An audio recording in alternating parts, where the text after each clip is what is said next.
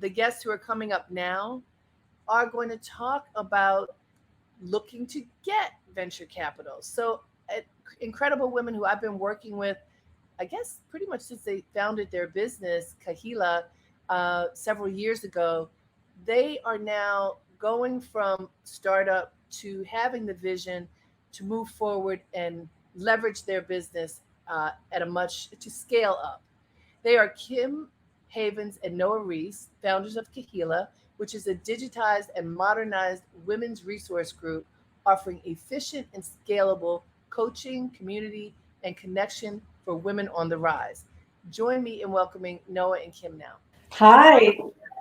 Hi.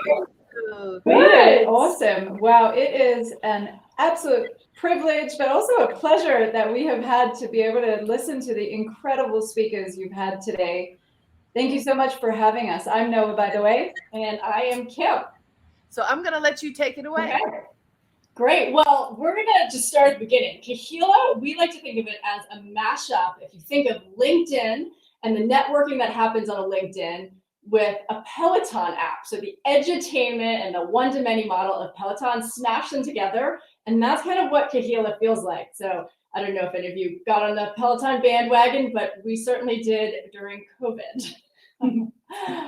So our big vision at Kahila is to change what senior leadership in corporate America looks like. We believe it needs to represent the diversity of this country. And our mission is to do that by providing equitable access to leadership development. And that's a combination of personal and professional development, because we know those two things are inextricably linked and they really unlock talent. So today we are going to share with you a few things that we have learned along the way, starting from a dream to going after venture capital. The first thing is you keep your eyes wide open because you never know when magic might strike. So Noah and I met about 5.5 years ago at the kindergarten drop-off. So where all good businesses begin. And pretty incredible, but we recognized very quickly was this kindred spirit. You know, noticed Noah was rushing off, and the first thing I thought was, well, where is that woman going? She's clearly not going to have a coffee. So we got to know each other, and what we learned by sharing what we were doing at the time is, you know, we both had experienced adversity in our careers, and that's coming from, you know, let's be honest, we are two relatively privileged white women, and we were feeling the hurdles and butting up against things in our own careers. And we started talking about, gosh, if this is the way it is for us, it's a lot worse for many more people out there. So we started talking about how can we help not only ourselves, but everybody else get into the driver's seat and really own and go where they want to go with their dreams. So we developed this business idea, which is now Kahila, and you know, we both have 2 girls, and so as a result of having 2 girls, we have watched a lot of Disney movies. I don't know if many of you have watched or heard of the movie Frozen, but in the movie Frozen, the young heroine Anna goes through this harrowing experience, and you know, in her darkest moment, she reminds herself, just do the next right thing. And that has become our, it sort of started as a joke, but it's now our marching mantra. Just do the next right thing. And it's the way we get over our fear. It's the way we get over our self-doubt. And as Bob spoke of just earlier, it's also the way we kind of work towards building the minimum viable product. You know, we first tested the hypothesis. We really checked ourselves. Does this thing that we're feeling, do other people feel it? Do other people have the same challenges and experiences that we've had, and the same goals that this idea that we have?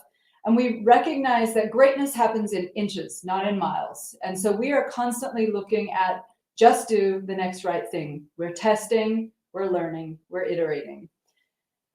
Next is a saying that one of our favorite experts at Kahila says, grace, greatness, and growth. And what that means, as Janet Taylor spoke of earlier today, is really, you know, nothing goes according to plan. And when mistakes happen, which they will, when, you know, things don't go according to plan, give yourself the grace to know that that's okay, but pause. And in that expectation of leaving room for growth and that expectation of greatness, ask yourself, what can we learn from this? How do we not make the same mistakes again? And so it's give yourself grace, always expect greatness. Excellence, not perfection, is the standard, and really always leave room for growth. The fourth thing is preparation leads to confidence, which then allows you to be spontaneous. I actually first learned this. I was a modern dancer and did a lot of improvisation, which you train very hard to do. And when I took that, brought it into the company, we talk a lot about this. We spend time being prepared, sometimes being over prepared. But as we started going after venture capital money, that is the first thing we did, is make sure we were fully prepared. We understood what is our business, what are we, how are we scaling this? What is the money behind it? How are we going to do it? And really prepared for those conversations. So we actually wrote a script, but we didn't use the script in the end, right? We wrote it, we sort of memorized it, and then we went off the cuff because we actually knew it and we knew what we were talking about. And just being able to make sure, be prepared, and then you can flow from there. It makes your life so much easier. The next is know your why. This is really important because being an entrepreneur is, it has a lot of ups and downs. I mean, we literally have moments where have been on the floor just taking a deep breath because every single day you're on a roller coaster. And so you need to know why you are doing what you're doing and what drives you. For example, mid-COVID, the worst steps of COVID, when we were all locked at home, everybody was working from home, we were homeschooling our children. Trying to run a startup at the same time. Yeah, trying not to lose a startup during COVID. As you can imagine, there were days it was hard for us to get out of bed as well. But we spend that time realizing, we are trying to make a difference in other people's lives, and we were here to support our community of Kahilla and to help everyone grow. And that motivated us to figure out how to do all those things and to juggle and to prioritize so that we could fulfill our big why. Once you have your clear why, your driving purpose, dream big. Harriet, that's something we've learned from you, is really dream big. Reach for the stars and dream so big that, if you fail and you only get halfway, you will at least hit the moon. And so we always think of, what are our moonshots? And lastly, chutzpah is the new charisma. So I don't know if you're familiar with the word chutzpah, but if you're not, allow me to educate you. It's a Jewish word. It's an awesome word, and it means audacity, bold courage. My late father always used to say, if you don't ask, you don't get. And when you truly believe in what you are building and you believe that what you are doing matters and that you have something to say, you have to ask yourself, why not me? And so think, be bold, be audacious, and a little bit of chutzpah goes a long way. So to wrap up, always be open. You never know when magic might strike. Just do the next right thing. Think greatness happens in inches, not in miles.